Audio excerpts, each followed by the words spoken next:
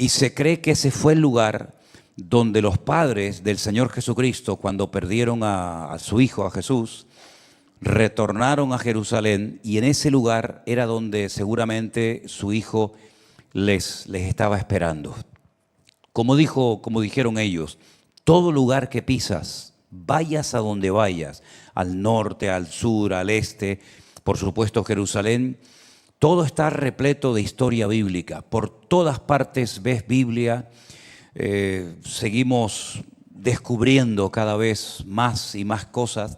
Tuvimos una experiencia muy bonita estando allí en Jerusalén, y es que Eduardo, el pastor Eduardo, que fue uno de los que nos compartió la palabra el año pasado en el congreso que hicimos en El Escorial, ¿se acuerdan?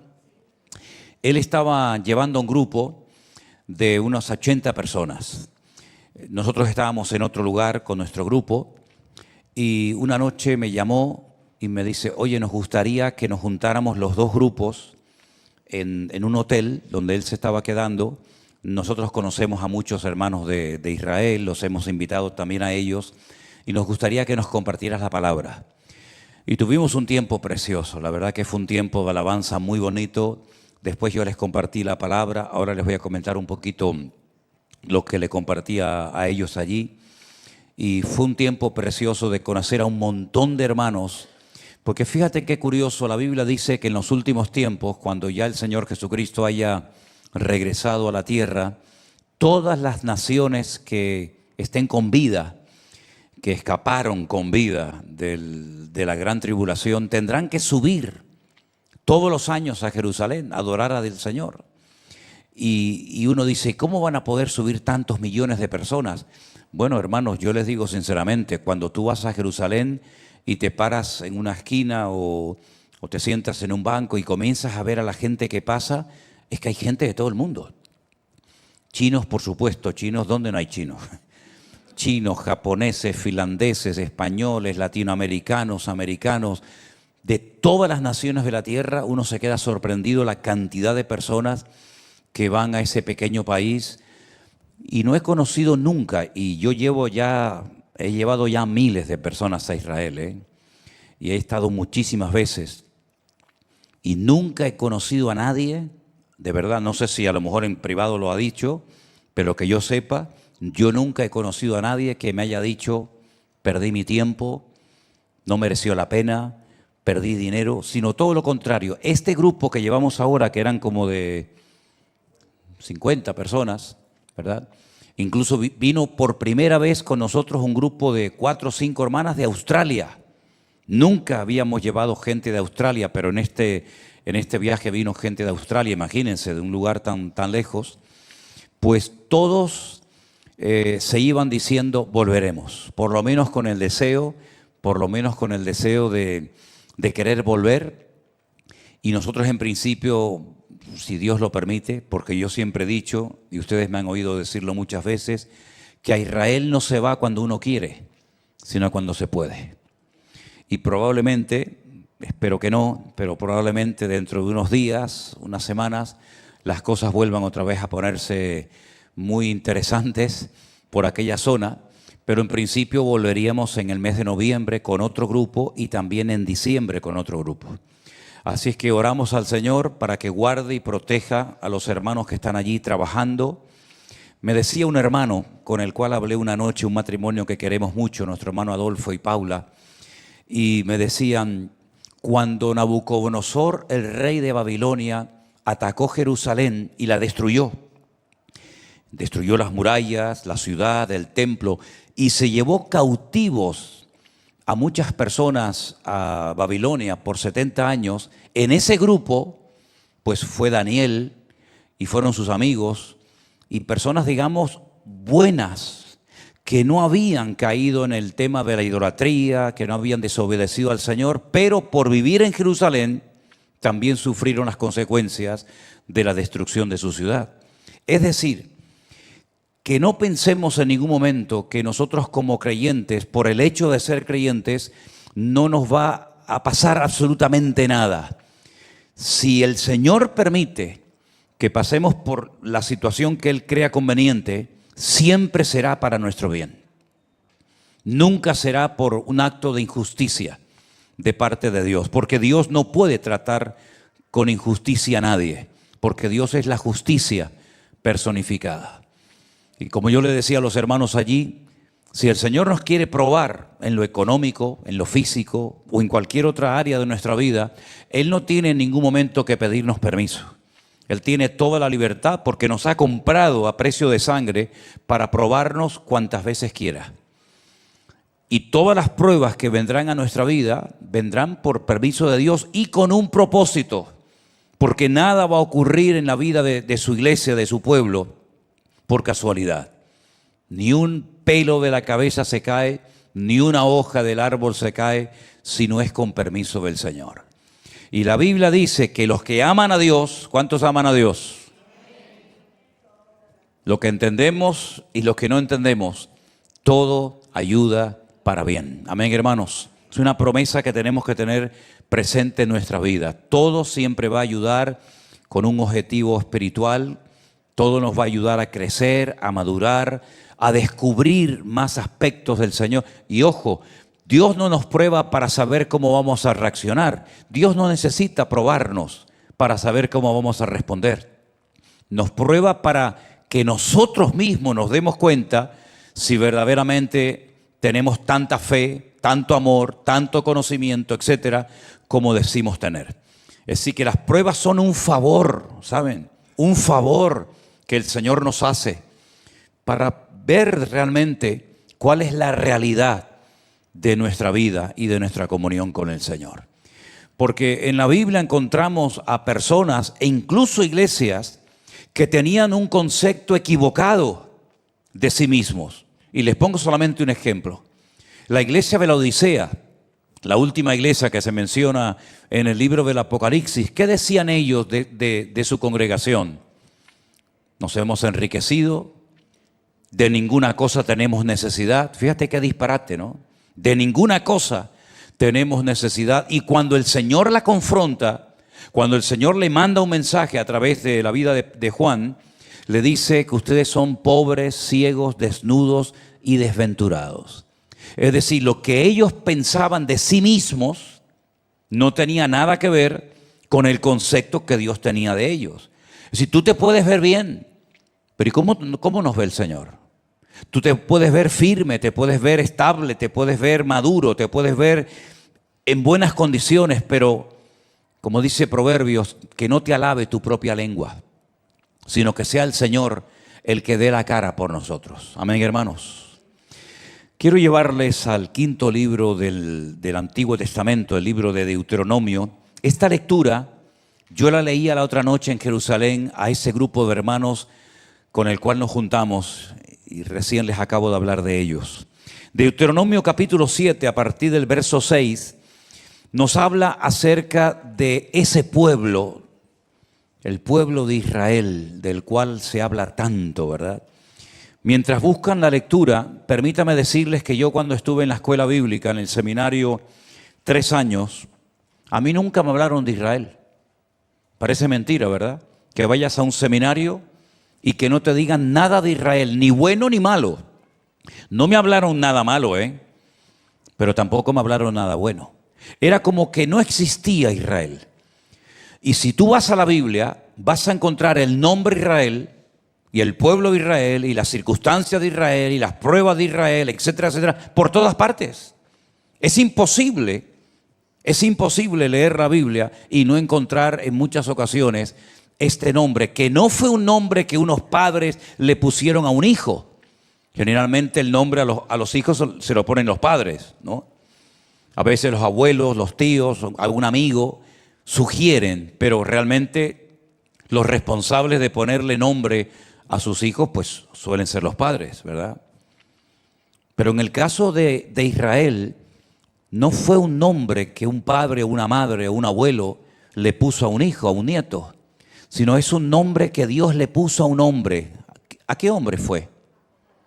A Jacob. Jacob era el nieto de Abraham. Abraham, Isaac, Jacob, ¿verdad? Y hay un momento en la vida de Jacob que él tiene un encuentro, una experiencia muy fuerte con Dios. Y esa noche Dios le dice: a partir de hoy, todas las naciones de la tierra y todo el mundo te va a conocer por el nombre de Israel. Ya explicamos en su momento algunos de los significados de ese nombre. Es un nombre que se puede desgranar y se puede incluso explicar letra a letra, porque hay muchas letras en hebreo que tienen un significado propio, y del nombre de Israel se pueden sacar muchas conclusiones, porque es un nombre que aglutina a todos los patriarcas con sus características, a todas las matriarcas, y es un nombre que lleva el nombre de Dios, Él, todo lo que termina en Él, una letra que es la letra Aleph y la letra Lamed, todo lo que termina en Él significa Dios. También Ismael también lleva el nombre de Dios, y todo lo que lleva esa expresión Él implica que en su genética, en su esencia, lleva el nombre de Dios. Y en Deuteronomio capítulo 7, el Señor de ese pueblo dice lo siguiente, versículo 6. Ahí lo tenemos en la pantalla por si quieren seguir la lectura conmigo. Porque tú eres pueblo santo para Jehová tu Dios. La palabra santo significa apartado, seleccionado con un propósito. No es un acto de favoritismo, se aparta ese pueblo, se santifica ese pueblo con propósitos definidos. Tú eres un pueblo santo para Jehová tu Dios. Jehová tu Dios te ha escogido. ¿Para qué? Para hacerle un pueblo especial, más que todos los pueblos que están sobre la tierra. El siguiente versículo nos dice: no por ser vosotros, escuchen bien esto, no por ser vosotros más que todos los pueblos os ha querido Jehová y os ha escogido, pues vosotros erais el más insignificante de todos los pueblos, sino por cuanto Jehová os amó. Qué bonito, ¿no? Y quiso guardar el juramento que juró a vuestros padres. Os ha sacado Jehová con mano poderosa y os ha rescatado de servidumbre de la mano de Faraón, el rey de Egipto. Dice el texto: conoce pues que Jehová tu Dios es Dios, Dios fiel, que guarda el pacto y la misericordia a los que le aman y guardan sus mandamientos hasta 1000 generaciones. Y dice: y que da el pago en persona al que le aborrece, destruyéndolo, y no se demora con el que le odia, en persona le dará el pago. Guarda, por tanto, los mandamientos, estatutos y decretos que yo te mando hoy que cumplas. ¿Cuántos dicen amén? Esa es la definición, alguna de las características de este pueblo. Un pueblo apartado, un pueblo seleccionado, no como un acto, ya digo, de favoritismo, sino que fue apartado, seleccionado por Dios en su soberanía, para que a través de ese pueblo, número uno, viniera a todas las naciones de la tierra el concepto de monoteísmo. Es decir, que hay un solo Dios. En aquellos tiempos, todo el mundo adoraba a dioses, muchísimos dioses. Y tenían a veces dioses para la guerra, tenían dioses para el campo, dioses que guardaban los animales, dioses que guardaban las familias, etcétera, ¿no? Sin embargo, por medio de un hombre llamado Abraham, Dios los saca de un país que hoy en día sería Kuwait, por ejemplo. En aquellos tiempos se llamaba Ur de los Caldeos. Y los saca por un llamado que recibe, le dice: déjalo todo, familia, casa, amigos, herencia, absolutamente todo. Y sal, y dice la Biblia que salió en obediencia sin saber a dónde iba. Y el otro día, cuando fuimos a la parte más norte de Israel, estábamos a 45 kilómetros de Damasco, al lado de Siria. Cuando llegamos allí, en un lugar que se llama Tel Dan, donde estaba la tribu de Dan, pues hay una puerta que quedó petrificada. Y por esa puerta entró este hombre con su familia, con su mujer, el patriarca Abraham. Y el Señor a lo largo del camino le fue dando pues instrucciones, directrices acerca de lo que tenía que hacer. Y el Señor le dijo: en ti, por medio de ti, todas las naciones de la tierra serán bendecidas. Y este hombre fue, por así decirlo, el primer monoteísta de la historia, el hombre que dejó la idolatría y se convierte en un adorador de un Dios que va a ir conociendo poco a poco. Va a ir conociendo los nombres de Dios, las características de ese Dios que lo ha llamado, etcétera, etcétera. Y este hombre es, por así decirlo, el padre, el fundador del pueblo de Israel. Él no era judío, evidentemente. Si todavía no nació el pueblo de Israel, ¿cómo va a ser judío? A él se le conoce como el hebreo. Y la palabra hebreo viene de hebrit, es decir, el que está al otro lado del río. Había dos grandes ríos en la Mesopotamia de la época, el Éufrates y el Tigris, y hebreo se llamaba, hoy en día hebreo es el que habla hebreo, el judío, el israelita, ¿verdad? Pero en aquella época el hebreo era el que estaba detrás del río. Y este hombre caminó durante meses, tal vez durante años, por todo lo que se conoce como la creciente fértil, hasta que llega a Canaán, y allí Dios le revela que su descendencia van a estar como esclavos durante siglos en Egipto. Y cuando en el país en el que él vive, Canaán, la maldad del amorreo llegue ya a lo sumo, entonces Dios sacará a ese pueblo, descendientes de él, de Egipto, y les entregará esa tierra. Pasaron siglos hasta que esas promesas se cumplieron. Y nosotros tenemos que tener paciencia en nuestro trato y en nuestra relación con el Señor. Hay creyentes que lo quieren todo ya y rápido. Y en el Señor una de las cosas que tenemos que aprender es aprender a esperar. Pacientemente esperé en el Señor, decía el salmista. Tenemos que aprender a esperar la respuesta divina y no precipitarnos, porque a veces por querer ir demasiado rápidos nos adelantamos al plan, al proyecto de Dios, y a veces podemos echar a perder muchas cosas por nuestras prisas. Y finalmente se cumplió el hecho de que el pueblo de Israel salió de la esclavitud, logró llegar a la tierra prometida, pero en el segundo intento.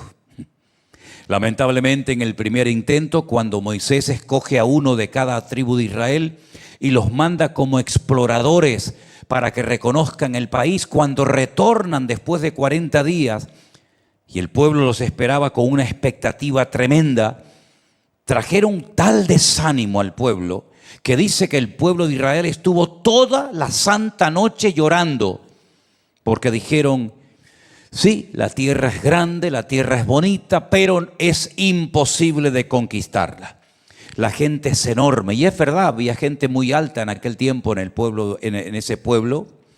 Era gente armada hasta los dientes. El país no estaba deshabitado. Muchas ciudades estaban con unas murallas enormes, como por ejemplo la famosa ciudad de Jericó. Y el pueblo se desanimó de tal manera que el Señor los castigó a estar un año por día. 40 días caminando, reconociendo la tierra, la menospreciaron, la infravaloraron, y ahora van a estar 40 largos años dando vueltas y vueltas en el desierto, hasta que toda aquella generación que podía haber disfrutado de la bendición de aquel país, perdió la bendición por hablar mal, por juzgar la tierra del Señor. ¿Cuántas cosas, hermanos queridos, no sé si han pensado ustedes alguna vez en esto? ¿Cuántas cosas podemos perder los creyentes por no tener una buena actitud? ¿Cuántas bendiciones que están encima de nuestras cabezas, que simplemente es cuestión de apropiarnos de cada una de ellas, podemos perder por no alimentar la fe, sino más bien alimentar la incredulidad y la desobediencia? Nació una nueva generación, y esa nueva generación fresca, sin prejuicios, sin temores, fue la que logró entrar a la tierra prometida en la época de Josué. Ahora es interesante notar porque a lo largo de la historia Por supuesto, el pueblo de Israel jugó un papel fundamental. No solamente enseñaron a las naciones el monoteísmo, sino que fue el primer pueblo y el único que recibió unos mandamientos directamente de Dios, no solamente para ellos como una especie de protección, de constitución, sino que esos mandamientos, esas instrucciones, esas enseñanzas nos han llegado a nosotros. Por ejemplo, ¿quién inventó los famosos 10 mandamientos? Porque es un delito matar a una persona, pero aquí y en cualquier parte del mundo tú no puedes ir por la calle matando a la gente. Pero ¿quién dijo que no se puede matar a la gente? Lo dijo Dios. Por eso me hace mucha gracia cuando la gente cuestiona a Dios, cuando la gente duda de Dios o cuando la gente menosprecia a Dios. Bueno, pero hay muchos aspectos digamos, de las leyes que tenemos hoy en día que no vienen del Islam, no vienen del budismo, no vienen del hinduismo, vienen de la Biblia. El amor al prójimo, el respeto a la propiedad privada, el no matar, el no dar falsos testimonios en un juicio, y podríamos enumerar cientos de leyes que hoy en día en cualquier código penal del mundo, incluido el de España, son delitos. Pero ¿de dónde arranca eso de que es un delito, o nosotros diríamos un pecado? De Dios, de la Biblia, de los mismos labios del Señor cuando le dio la ley a Moisés y se la dio a todo el pueblo de Israel. ¿Quién inventó que la semana tenga 7 días? ¿Quién decidió que las semanas tengan 7 días? Ojo, los musulmanes tienen su propio calendario, que es mucho más pequeño que el nuestro. Los chinos tienen su calendario, los budistas tienen su propio calendario, pero todo el mundo respeta la semana de 7 días. ¿Quién inventó? ¿Quién dijo? ¿Quién estableció que la semana tiene que tener 7 días? Dios en su palabra. Por lo tanto, es absolutamente absurdo y ridículo descartar todas estas cosas, porque hasta el ateo tiene que entender que hay muchas cosas que creemos y practicamos hoy en día que no vienen fruto de la casualidad, ni 4 iluminados se sentaron alrededor de una mesa y tomaron una serie de decisiones en cuanto al tiempo y otras cosas.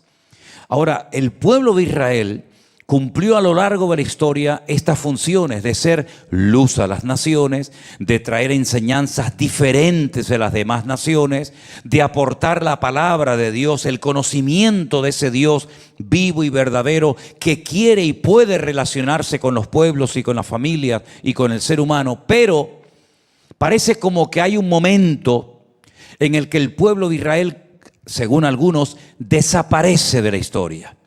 Y por ahí algunos teólogos comenzaron a enseñar, tremendo, que la iglesia, los gentiles que abrazaron el evangelio y que creyeron en Jesucristo como el verdadero Mesías, son los que han ocupado el lugar de Israel y que ya Israel no pinta absolutamente nada en el proceso de profecías de la Biblia. Y eso es un rotundo error, porque la iglesia no ha venido a sustituir a Israel, sino más bien a complementar el plan, el proceso de Dios a lo largo de la historia. ¿Cuántos dicen amén?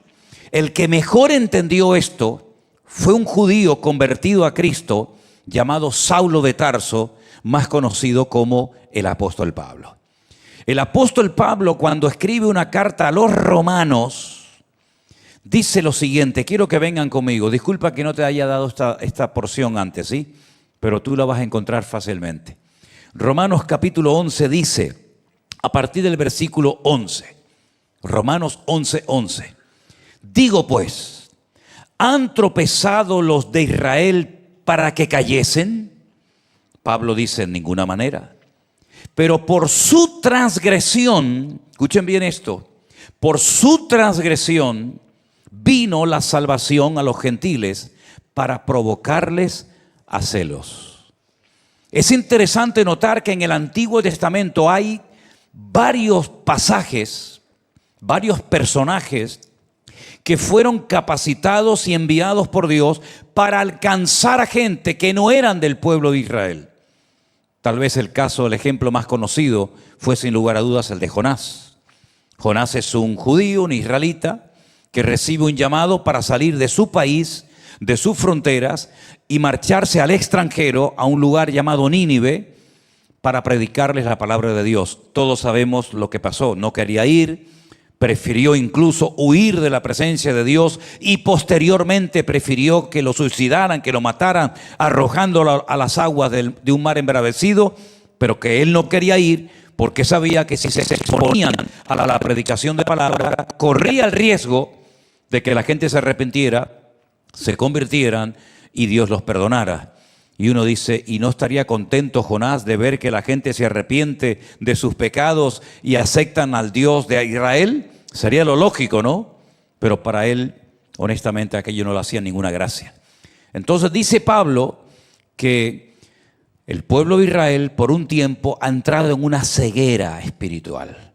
¿Saben? Pues no sé si fue el año pasado, ahora que estoy pensando, cuando salimos del jardín de la tumba, el lugar donde, cerca del monte de la Calavera, donde crucificaron a Jesús, y el jardín de la tumba, donde estuvo enterrado en la cueva de José de Arimatea, había 2 policías en la calle.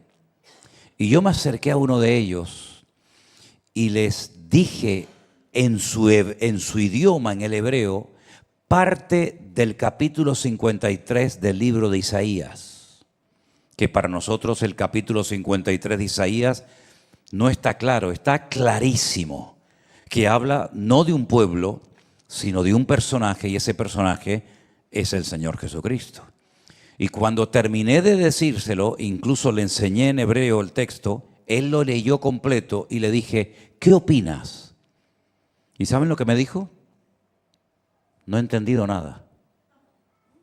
Y le dije, ¿cómo? ¿Tú no has entendido esto? Es tu idioma, es tu lengua. Me dice, no he entendido nada. ¿Y saben lo que me vino en ese momento a la cabeza? Lo que dice también en otro pasaje de Isaías, que le darás un libro al que sabe leer y te dirá, no sé leer, no entiendo nada. Y se lo darás al que no sabe leer y te dirá, lógicamente, es que no puedo leer porque no sé. En otras palabras, hay como una especie de velo, de escamas en los ojos, de ceguera espiritual, que leen y no entienden.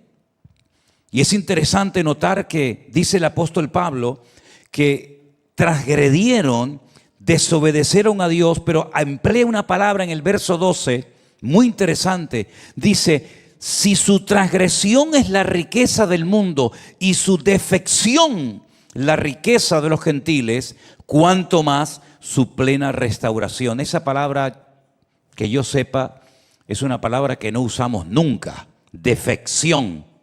La palabra defección, la definición es la siguiente: es la acción de abandonar una causa o separarse de esa causa con deslealtad.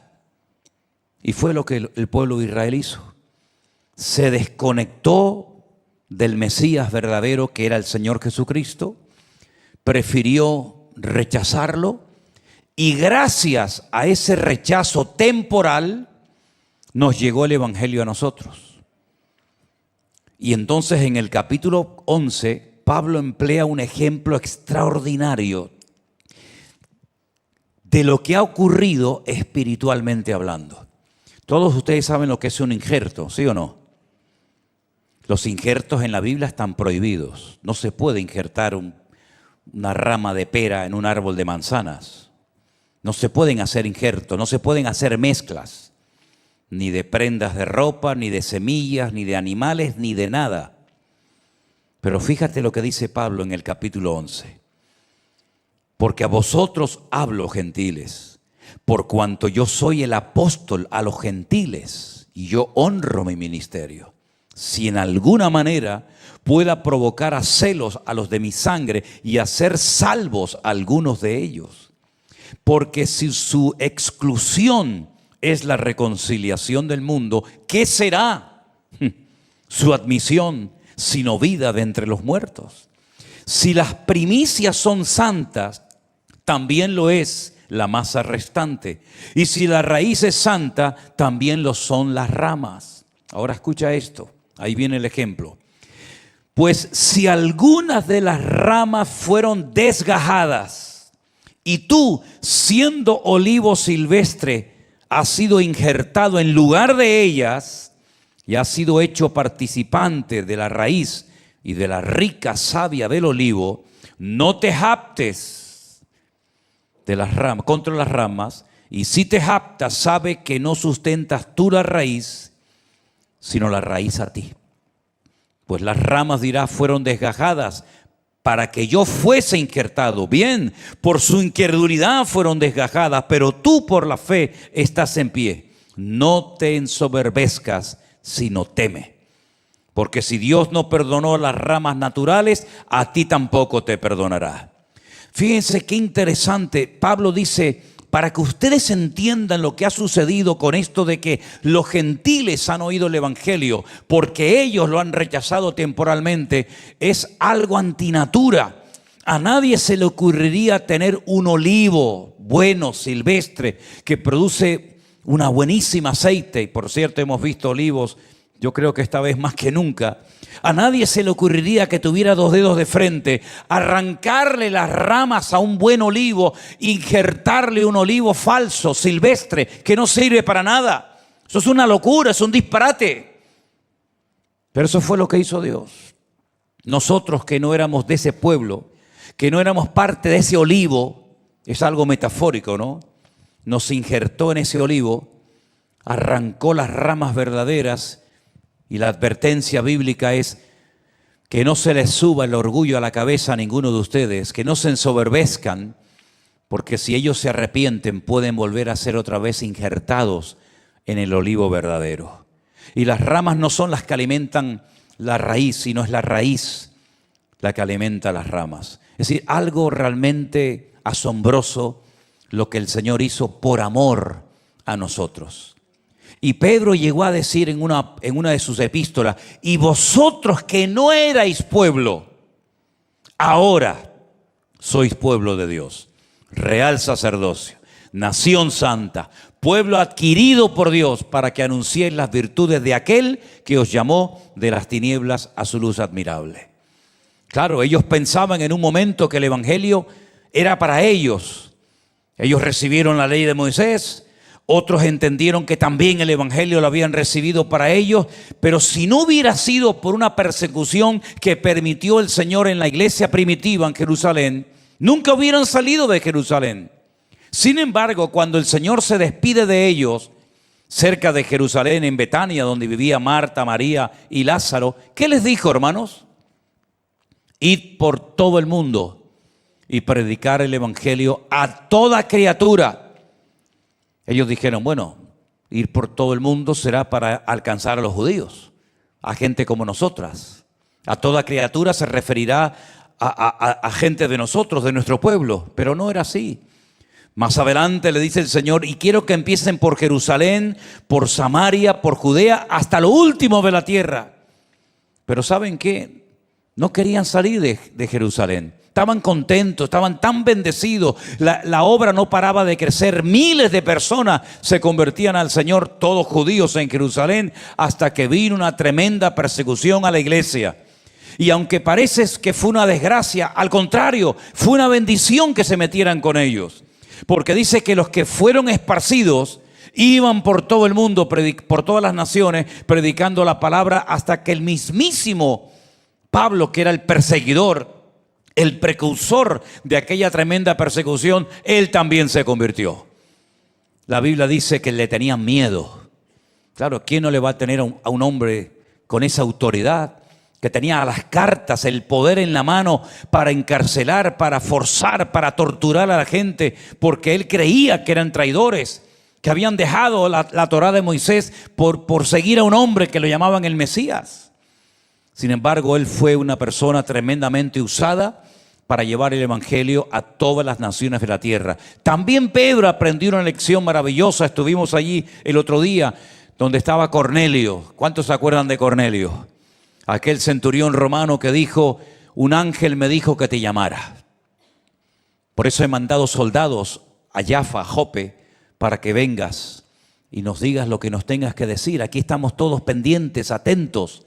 Y dice Pedro, cuando llega a la casa, que para él era una abominación, para él era algo fuera de lo normal poder entrar a la casa de un gentil a predicarles el evangelio, pero allí aprendió una lección, que lo que Dios ha limpiado, él no era nadie para llamarlo inmundo. ¿Cuántos dicen amén? Le llamaron la atención los líderes, los pastores, los hermanos de Jerusalén, porque dijeron: ¿qué has hecho? ¿Cómo se te ha ocurrido llevar el evangelio a los romanos cuando nos están oprimiendo? Hermanos, nosotros no podemos tener ningún tipo de prejuicio racial contra nadie. No he oído ni un amén, Pero no podemos tener ningún tipo de prejuicio racial contra nadie. No podemos tener ningún prejuicio racial contra nadie. Pero lamentablemente eso existe en la iglesia de hoy en día. Yo he estado en Estados Unidos en iglesias de blancos, o en iglesias de negros, iglesias de ricos, iglesias de pobres. Y miren nuestra congregación, miren nuestro ministerio. Tenemos de un montón de países del mundo. Porque eso fue lo que nos dijo el Señor a nosotros aquí en esta pequeña congregación hace 23 años. Cuando en medio de una predicación yo les dije, muchos de ustedes no estaban, yo les dije: hermano, este ministerio se llenará de gente herida y de muchos extranjeros. Y en aquel momento éramos 6 personas aquí en el culto. Y así ha sido.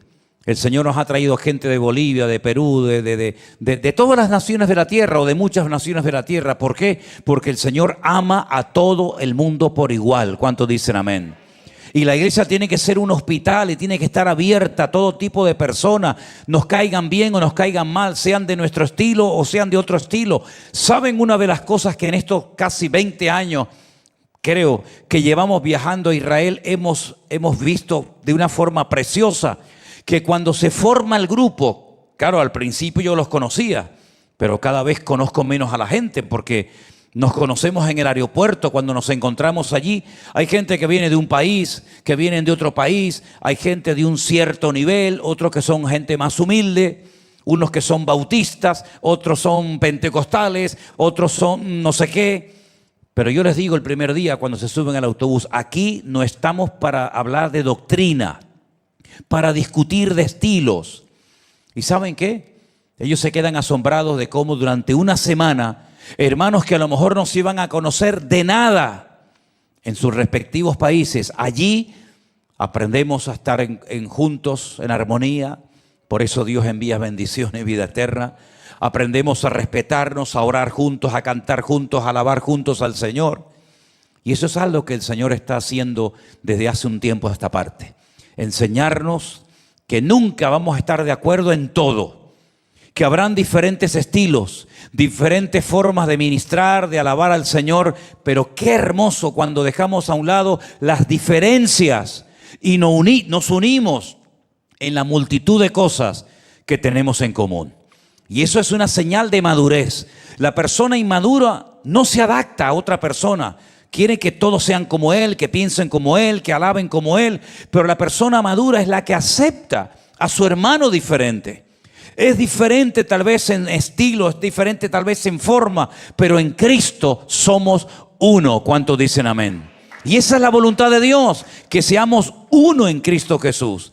Esa fue la oración de Jesús en Juan capítulo 17. Padre, que sean uno, perfectos en unidad, como tú y yo somos uno.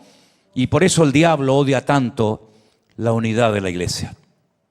Por eso a lo largo de la historia Satanás ha hecho todo lo posible por evitar que los cristianos se amen, se respeten. Pero ¿saben lo que dijo el Señor? En esto creerán que sois mis discípulos, cuando os améis los unos a los otros como yo os he amado. Y va a ser un experimento muy interesante el que vamos a tener ahora a partir del mes de abril en nuestra finca en Novelda, en Alicante, cuando durante 3 meses, 24 horas al día, tendrás que convivir con el que le huelen los pies, con el que no se baña todos los días, con el que es diferente a ti. Y sí, podrás aprender muchas cosas de la Biblia, podrás ir de un lugar a otro, pero ¿sabes qué? La convivencia es fundamental. Porque aquí estamos un rato muy breve y realmente no nos conocemos. Realmente el tiempo que pasamos juntos, en proporción al tiempo que pasamos fuera de las reuniones de la iglesia, es muy poco. Y aquí no nos conocemos realmente, pero cuando convivimos, ay amigos, allí pueden surgir cosas que en la iglesia nunca van a surgir, pero eso es lo que va a traer crecimiento y madurez a nuestras vidas. Amén, hermanos. Porque si no aguantas a tu hermano, ¿cómo vas a aguantar al inconverso cuando se meta contigo y se burle de ti? Es todo un aprendizaje. Ahora es interesante porque yo le dije a los hermanos, y quiero decirle a ustedes también esta noche, que bíblicamente, quiero que quede bien claro que la iglesia no ha suplantado, no ha sustituido a Israel, pero todavía el plan de Dios con esa gente no ha terminado. Todavía no ha terminado. Es como que se ha detenido temporalmente. Por ejemplo, sería muy bueno que ustedes hoy o estos próximos días leyeran estos 3 capítulos que les voy a decir. Estaría el capítulo 35, 36 y 37 del libro de Ezequiel. Léanlo tranquilamente, ¿eh? Son 3 capítulos tremendos. El 35 nos habla de la futura restauración de Israel, del pueblo de Israel. Y el 36 y el 37 nos habla acerca de cómo se va a producir esa restauración de este pueblo. Primeramente habría una restauración de tipo nacional o digamos física. Lo que aparece en esos capítulos es una visión que recibe el profeta Ezequiel en el cautiverio, donde el Señor le muestra un valle enorme lleno de huesos secos por el sol, que aparentemente no sirven para nada. Y el Señor le hace una pregunta a su siervo, le dice: Ezequiel, hijo de hombre, ¿tú crees que estos huesos vivirán? Y Ezequiel se queda sorprendido y le dice al Señor: no lo sé, Señor. No sé lo que puede pasar con este montón de huesos. Hombres, mujeres, niños, ancianos, unos que murieron a una edad, otros que murieron a otra edad. Yo no sé el futuro de estos huesos secos. Pero el Señor le dice: predícales, predicarles a huesos. Bueno, yo me pegué durante un tiempo predicando las sillas vacías. Entonces Ezequiel dice: bueno, pues le predicaré a los huesos secos. Y la Biblia dice que esos huesos comenzaron a juntarse uno con otro, se levantaron, se convirtieron otra vez en seres humanos, pero eran como zombies, si me permiten la expresión. No tenían vida, eran como esqueletos ahí. Y el Señor les dice: llama al Espíritu para que entre en ellos. Y dice que entró el Espíritu de Dios en ellos y se convirtieron en un ejército tremendamente poderoso. Es decir, de algo que estaba muerto, seco, que no servía para nada, hay un proceso de restauración donde primeramente se convierten en esqueletos, pero sin vida. Y después, cuando entra el Espíritu de Dios, se convierten otra vez en gente viva, que comen, que respiran, que caminan, que ven, que oyen, que hablan. Y entonces le dice el Señor: ahora te voy a explicar lo que acabas de ver. Esta es la casa de Israel. Este es mi pueblo, que están secos, muertos, sin presente y sin futuro. Y entonces vemos que a lo largo de la historia, el pueblo de Israel, que estaba por aquí y por allá, que se le cerraban las puertas en todas partes, de repente, en un día, se proclaman como nación. En 5 ocasiones, los árabes que vivían allí, se les ofreció el tener tierra en aquel lugar, y las 5 veces lo rechazaron. Las 5 veces dijeron no. Lo dijeron antes del 48, lo dijeron en el 48, lo dijeron en los años 2000, 5 veces. Y una de las veces los supuestos palestinos dijeron no, porque querían 1,5 metros más de tierra de la que se le ofrecía. Y por 1,5 metros de tierra rechazaron la posibilidad de tener su propio estado, su propio país. En el año 1948, Israel dijo, está bien, nos conformamos con una pequeña porción de arena, de tierra, que no vale absolutamente para nada. Lean la declaración de Mark Twain, conocen Mark Twain, ¿no? Lean lo que Mark Twain dijo cuando fue a Israel en el siglo XIX. Dice, aquí solamente hay basura, enfermos, malaria, este país no vale para nada. En 1948 surgió en un día, en unas horas, un país que hacía 2000 años que no existía. Eso no ha pasado nunca en la historia, nunca. Y hubo un nacimiento natural o físico, como dice Ezequiel capítulo 36. Los huesos secos volvieron a tener vida. Pero falta la segunda parte de esa profecía, que es una restauración espiritual. Y esa restauración aún no se ha producido. Por eso todas las pruebas, todas las guerras, todas las persecuciones, todo lo que ha ocurrido es para doblegar a ese pueblo, para que reconozca que el único que puede darles vida y vida en abundancia es aquel que dijo, yo soy la resurrección y la vida, el que cree en mí, aunque esté muerto, vivirá. Por eso dice el apóstol Pablo, que era un judío convertido a Cristo, él dijo que a nosotros que hemos recibido al autor de la vida, nos dio vida cuando estábamos muertos, exactamente igual que ellos. Estaban como huesos secos, muertos, que no servían para nada, pero nosotros estábamos exactamente igual o peor condición que ellos. Pero cuando entendimos que Cristo murió por nosotros, que pagó el precio de nuestros pecados en la cruz y nacimos de nuevo, Pablo dice, Él os dio vida a vosotros cuando también estabais muertos en vuestros delitos y en vuestros pecados. Y hemos nacido de nuevo, y eso fue lo que no entendió Nicodemo cuando una noche fue a la casa donde Jesús se hospedaba y le dice, Rabí, maestro, sabemos que Dios te ha enviado. Fíjate, no estaba muy acertado que digamos, ¿no?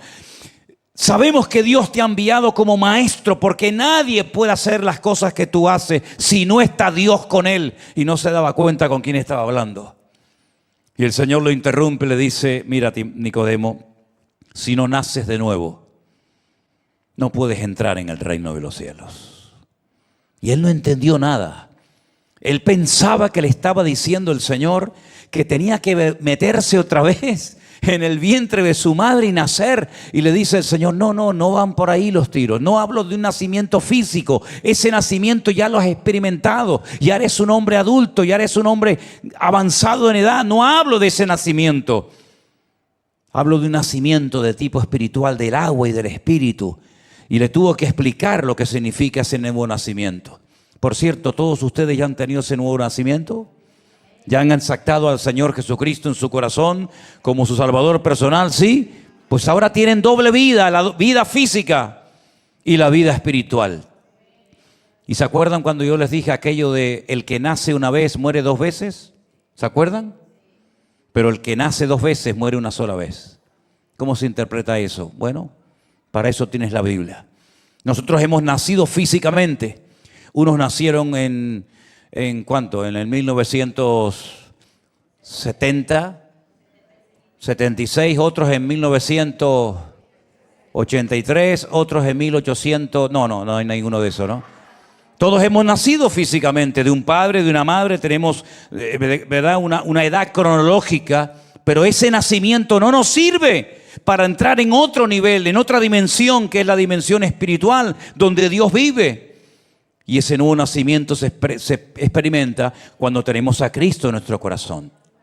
Y por eso tenemos que orar para que el pueblo de Israel se le caigan las escamas y pueda entender que aquel que rechazaron y crucificaron era el verdadero Mesías y que todos los que han asestado posteriormente eran falsos Mesías. Me preguntaba Armandito, esa fotografía de ese señor mayor, viejito, que está así con la mano levantada, que hay como un póster, una fotografía de él, por todas partes, en los árboles, en las paradas de guagua, etcétera. ¿Quién es? Digo, el último Mesías. El último Mesías que han reconocido, el famoso Lubavitch, que murió en Nueva York. Y van a pedirle cosas y tienen toda su tumba llena de papeles. Pero el verdadero Mesías que lo rechazaron es el único que les puede dar vida, vida presente y vida espiritual. ¿Cuántos dicen amén? Y quiero terminar diciendo que lo mejor para ese pueblo está por venir. Pero también quiero decirles que lo peor también está por venir. Si les interesa saber lo que les va a pasar a ese pueblo, tienen Ezequiel 38 y 39, tienen todo el libro de Joel, tienen parte del libro de Daniel, tienen lógicamente el Apocalipsis, tienen el libro de Sofonías, tienen el libro de Zacarías, porque hermanos, todavía quedan tremendas guerras en el horizonte por aparecer. Noé maldijo a Canaán, pero cuando entró el pueblo de Dios en Canaán, convirtió la maldición en bendición. Y por eso no tenemos que tener miedo del pasado, de lo que fueron tus antepasados, de lo que hizo tu padre, tu abuelo, tu bisabuelo, tu primo, tu sobrino, sino que el que está en Cristo es nueva criatura. Las cosas viejas pasaron, y aquí todo es hecho nuevo, dice la palabra de Dios. Bendito sea Dios. Dios quita nuestro pasado, lo borra. ¿Cuántos saben Romanos 8 de memoria? El capítulo entero me refiero. Un montón de ustedes, ¿sí o no? Estoy seguro que ni la muerte, ni la vida, ni ángeles, ni principados, ni potestades, ni lo presente, ni lo porvenir, ni lo alto, ni lo presente. Y ahí hay un montón de cosas, pero falta la palabra pasado. Lo presente, lo porvenir, sí. Principados, potestades también, pero pasado no. ¿Por qué? Porque el pasado ha sido perdonado y borrado por nuestro Señor Jesucristo. Somos nuevas criaturas. Ya no somos víctimas de lo que otros hicieron en el pasado. Hablando de hermanos de Chile. Cuando fui la primera vez a Santiago de Chile a predicar, ya lo conté una vez. Estaba en una plataforma enorme con un montón de pastores, una iglesia gigantesca. Y me dice el pastor antes de predicar, usted viene de España, ¿verdad? Y yo le dije, sí. Dice, ay, pastor, sería muy bueno que hoy usted aprovechara la oportunidad para pedirle perdón a la iglesia. Es la primera vez que iba. Digo, pero ya metí la pata y aún no he subido ni al púlpito, no he dicho ni mu, y ya tengo que pedir perdón. Imagínate cuando empiece a predicar. Me dice, no, pero tiene que tener en cuenta, pastor, que ustedes nos robaron el oro. Digo, yo. Y nos violaron a las mujeres. Me dice, si yo no violo ni a mi mujer. No, pero usted tiene que entender y vuelta que darle. Digo, bueno, venga, va, yo le pido perdón. Si así se queda contento. Subí al púlpito y antes de predicar digo, hermano, vengo de España, quiero pedirles perdón por haberles robado el oro, por no sé qué. ¿No? Mira, empezó la gente a llorar. Y yo digo, pucha, ¿qué pasó aquí ahora? Pasaron 2 o 3 viejitos, ancianos, me abrazaron, pastor. Hoy se ha roto algo que yo tenía contra ustedes, los españoles. Y yo digo, pero hombre, si usted tenía algo contra los españoles, es usted el que me tiene que pedir perdón a mí, no ya usted, hombre. ¿Entiende? Increíble, increíble. También nos pasó en Bolivia, en un mitin político que me metí, y desde la plataforma, el que estaba allí predicando, dice, en una multitud enorme, ¿eh? Ustedes, sí, ustedes dos. Sí, los blanquitos, me decía. Y yo miraba, sí, ¿ustedes de dónde son? Y no se me ocurre otra cosa que decir que vengo de España. Ya después decía que venía de Canarias, de unas islas, que habían guanches, que los mataron los asquerosos y los cerdos españoles, y todo eso, ya quedé bien. Y dijo, ahí están, esos son los que nos violaron y nos robaron. Yo digo, otra vez, pero ¿dónde robé yo? Tremendo, ¿no? Señor, ¿quién pecó? Porque este hombre no tiene el globo ocular, tiene la cuenca vacía. Esto es terrible. Nadie nace así. Sus padres tuvieron que cometer un pecado terrible, o él también. Y dice el Señor, mira, no empiecen con historias raras. Ni él ni sus padres, sino que este hombre nació así, para que la gloria de Dios hoy se manifieste en su vida. Porque los hijos no llevarán los pecados de los padres, ni los padres llevarán los pecados de los hijos, sino que el alma que pecare, esa morirá. Y yo voy a quitar de raíz ese refrán que tienen que los padres comieron las uvas y los hijos sufrieron la dentera. Por lo tanto, ¿qué doctrina tan rara y extraña y diabólica se ha metido en tantos lugares donde dicen que lo que te está pasando es porque tu padre fue un sinvergüenza o tu abuelo fue un alcohólico? Y entonces tienes que comenzar a pasar al frente a pedirle perdón al Señor o a quien sea por lo que hizo mi abuelo con Kunta Kinte en el siglo XIX o por lo que hizo el otro. Yo no tengo nada que ver con eso. Yo soy una nueva criatura en Cristo Jesús, perdonado y limpiado por la sangre de Cristo. ¡Aleluya! Fuerte este aplauso a nuestro Dios. ¡Y a su nombre! ¡A su nombre! ¡Aleluya! Viva tranquilo, hombre. Viva en paz. Disfruten. ¿Cuántas veces me oyen decir ustedes esto? Disfrute de su relación con el Señor, hermano. No tenga miedo ni del día, ni de la noche, de lo que le digan, de lo que le hagan. El pueblo de Dios tiene que ser un pueblo de gente valiente, atrevida y osada. No tenemos que tenerle miedo a nada ni a nadie. Y conquistaron esa tierra. Pero eso ya forma parte del pasado. Pero la pregunta es, ¿y ahora qué nos toca hacer a nosotros? Porque hablamos de anticristo, hablamos de Armagedón, hablamos de guerra, de hambre, de rumores de guerra, de terremotos, de peste. Y uno dice, bueno, pero ustedes que son los predicadores, ¿cómo? Díganos, ¿qué tenemos que hacer entonces? Bueno, miren, hermanos, la verdad es que uno no tiene todas las respuestas a estas preguntas. Pero yo vengo hace mucho tiempo diciendo, y cuando lo dije, algunos me dijeron, se le fue la olla, ¿no? Hermanos, vamos a prepararnos. Vamos a prepararnos. Tengamos agua en nuestras casas. Almacenemos agua. Almacenemos comida. Linternas. Una radio, pilas. Y algunos me decían, esto de tanto apocalipsis ya le está pasando factura, Manolo, ¿no? Días más tarde, la luz se fue en nuestro edificio donde yo vivo. Y los motores no funcionaban y no subían el agua a los edificios. Pero yo tenía agua en abundancia. Yo no tenía problema. Yo me reía de los que, no tenemos agua, digo.